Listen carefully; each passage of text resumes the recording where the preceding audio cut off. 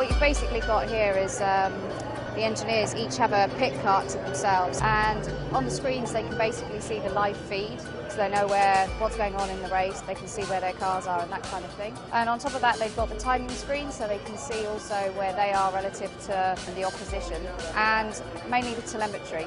That's what we use to check how the car is functioning and operating. It's all live, so there's no delay in what's coming back to us. There's other bits and pieces that you can see around, like the stop board here, which is essential for the drivers to be able to see where they need to come into the pits.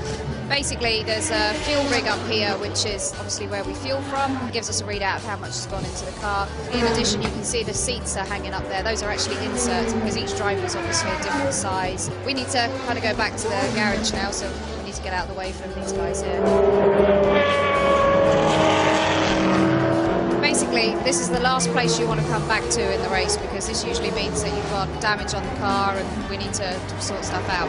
And it's all about preparation with the racing that we do. The minimum time that you can spend doing any of this stuff, like repairing things and that sort of thing, it makes a huge difference. So in the garage itself, all the toolboxes are set up in order to make sure that we've got everything available and it's quickly to hand if we need to do a repair. So that's basically how we set out the main portion of the garage.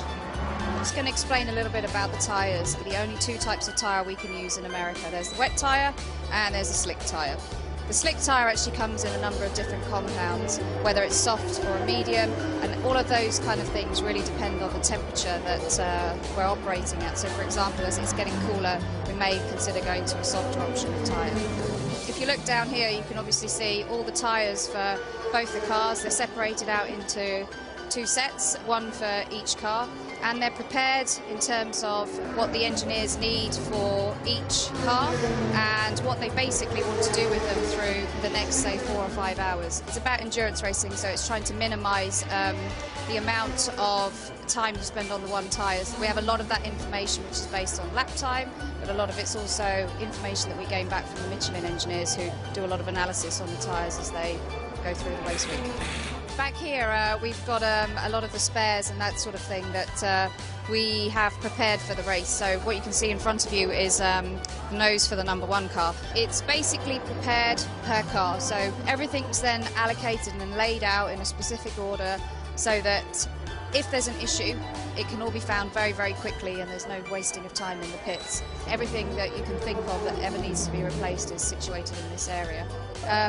We actually have a set mileage that we can achieve on the cars, and that goes along the lines of, it's mainly based around Le Mans and making sure that we can achieve the distance at Le Mans without any failures. So a lot of our parts, when they go on the car, we actually already know if they've been used or whether they're new, and if they're used, what the mileage on those is. And that's actually vital because it's all about reliability, and Audi prides itself on the reputation that it's got with that. So all of that is encompassed in pretty much everything you see around you here.